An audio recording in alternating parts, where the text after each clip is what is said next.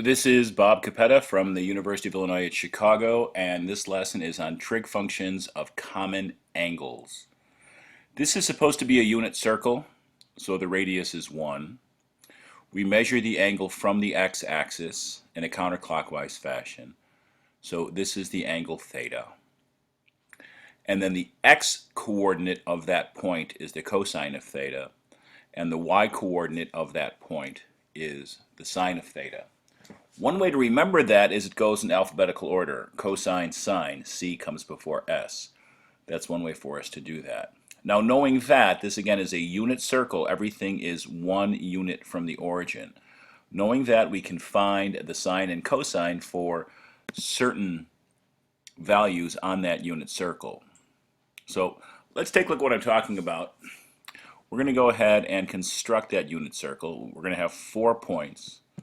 1, 2, 3, 4 of interest on that unit circle. So 0 is here, pi over 2, 90 degrees is there, pi is there, and 270, 3 pi over 2 is there. And then we need to look at the fact that each one of those points represents something on the unit circle. So let's talk about this. The x-coordinate is cosine, the y-coordinate is sine. If I am at 0 radians or 0 degrees, the cosine has to be 1, the sine has to be 0. If I go up to pi over 2, 90 degrees, the cosine is 0 and the sine is 1.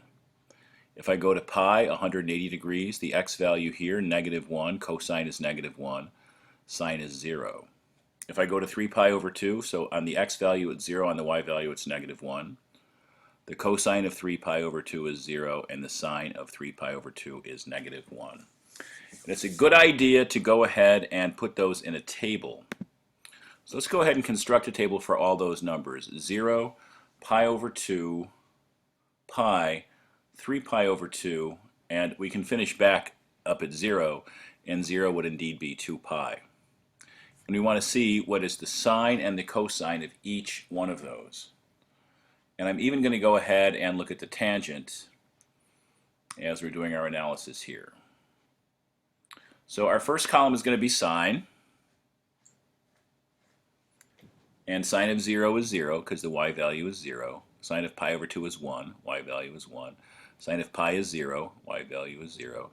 Sine of 3 pi over 2 is -1. Y value is -1. 2 pi is 0. Now we're going to go to cosine next, and you'll notice 1 is already on the chart. The x-coordinate at 0. The x-coordinate at 0 is 1. At pi over 2, the x-coordinate is 0. At pi, the x-coordinate is -1. At 3 pi over 2, the x-coordinate is 0. And at 2 pi, the x-coordinate is 1. Now let's define tangent. Simplest way to define that is to say the tangent is sine divided by cosine. So if we look at this table, sine is 0, cosine is 1. Tangent will be 0 divided by 1, or 0. Now sine divided by cosine, 1 divided by 0, that's going to be a problem. So let's go ahead and fill in the rest of this chart with our various values, and we'll see what they are for tangent. So 0 divided by 1 is 0, but 1 divided by 0, undefined. There is no tangent of pi over 2. 0 divided by -1 for tangent. 0 divided by -1 is just 0. For 3 pi over 2, -1 divided by 0, also undefined. And 2 pi has to behave the same way as 0. They're coterminal angles. 0 divided by 1 is 0. Okay, what are we going to look at next here? We're going to look at some of our favorite angles. We want to start memorizing these. 30 degrees is pi over 6 in radians. 60 degrees is pi over 3 in radians. And 45 degrees is pi over 4 in radians.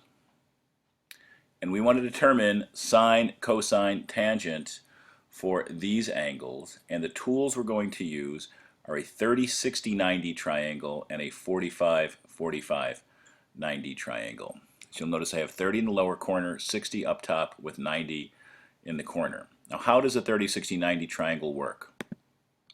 The number opposite 30 is 1. The number opposite 90 is 2. Smallest one is 1, biggest one is 2. 60 is in the middle. the side opposite the 60 is root 3. So it's a very helpful tool to use, because if we know that, we can determine sine, cosine, tangent, etc. for 30 and 60. The other triangle of interest that we'll look at here is our 45, 45, 90 triangle. So we have 45 in the lower corner, 45 in the upper corner, and 90 degrees here. Opposite each 45 is 1, and opposite the 90 is root 2. So we're going to use this to construct our various values, knowing sine is opposite over hypotenuse. So let's just take a quick look at one of those. If I want the sine of 30 opposite over hypotenuse, opposite is 1, hypotenuse is 2. Sine of 30 is 1 over 2, or sine of pi over 6 is 1 over 2. Continuing, cosine of theta is adjacent over hypotenuse. So if we look at 30 here, adjacent, root 3, hypotenuse is 2. Cosine of 30 is root 3 over 2. Cosine of pi over 6 is root 3 over 2. And then what do we get? Then we can see that the tangent is opposite over adjacent.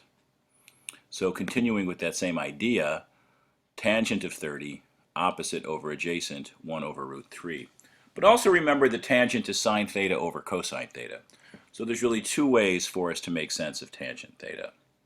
Now let's go ahead and fill out a chart with all of those angles and looking at our various requirements for defining them. So I'm going to give you degrees first, radians second, and then the various trig functions third. So yeah, we'll see how this goes for me. 30 degrees in the first slot, 45 in the second, 60 in the third, and you'll notice that the table sort of half fills out with my software. Sorry about that. The next thing we're going to look at the various values for radians. 30 degrees is pi over 6, 45 degrees is pi over 4, and 60 degrees is pi over 3. Now, we've talked about 30 degrees already. If we're going to do sine, what do we get for sine of 30? Looking at cosine and tangent here as well. So, first off, sine of 30 degrees. What is my software going to give me? 1 over 2, opposite over hypotenuse. What's next? Sine of 45 degrees. Let's take a look at sine of 45 degrees. Sine of 45 degrees, opposite over hypotenuse, 1 over root 2 over 2. And then we'll take a look at the sine of 60 degrees. What is that going to give me? The table says root 3 over 2. Do we see that? Sine of 60, opposite over hypotenuse, root 3 over 2, indeed. But you want to kind of recognize that 60 degrees is pi over 3, 45 degrees is pi over 4, 30 degrees is pi over 6. Now we can do the same thing with cosine, but also recognize that cosine is the sine of the complement. So the cosine of 30 is the sine of 60, sine of the complement. So that can help us. But let's stick with our adjacent over hypotenuse stuff. So I'm looking at the cosine of 30 degrees, adjacent over hypotenuse, root 3 over 2. Next up is cosine of 45 degrees, adjacent over hypotenuse, 1 over root 2, which is root 2 over 2. And finally, cosine of 60 degrees, adjacent over hypotenuse, 1 over 2. Then we'll finish up our discussion here with tangent, opposite over adjacent. Tangent opposite over adjacent, 1 over root 3, which is the same as root 3 over 3. Tangent of 45, 1 over 1, which is 1. And then tangent of 60 degrees, pi over 3, opposite over adjacent, root 3 over 1 is root 3. You want to be able to get that table fairly quickly. All right, let's see what else we have to talk about here. We're going to define the reciprocal functions. So we've talked about sine, cosine, and tangent. We've got a few others that we're going to look at. Cosecant theta is 1 over sine theta. Cosecant is the reciprocal of sine. Next up is secant theta. That is the reciprocal of cosine. Sec theta is 1 over cos theta. Then we go to cotangent theta, which there's two ways for us to describe cotangent theta. One way is simply 1 over tangent theta. But frankly, the way I prefer it is cos theta over sine theta. That tends to be a little bit more useful, because those are the ones we remember more easily. Let's do a couple examples here.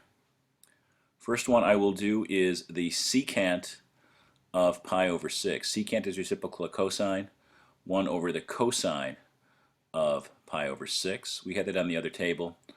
1 over root 3 over 2, which of course is 1 divided by root 3 over 2, or 1 times 2 over root 3, which gives me 2 over root 3, which I'm okay with. But if you want to rationalize the denominator, multiply top and bottom by root 3. So 2 root 3 over root 3 times root 3, which gives me 2 root 3 over 3. Our next example will be, we'll see what the next example is. We've got the cotangent of also pi over 6. So again, I prefer cosine of pi over 6 divided by sine of pi over 6. Let's go ahead and do it that way. The cosine of pi over 6 is root 3 over 2. And the sine of pi over 6 is a half. So we'll take root 3 over 2 divided by a half, which is going to give us root 3 over 2 times 2, which of course is just root 3. And let's see what our next example is.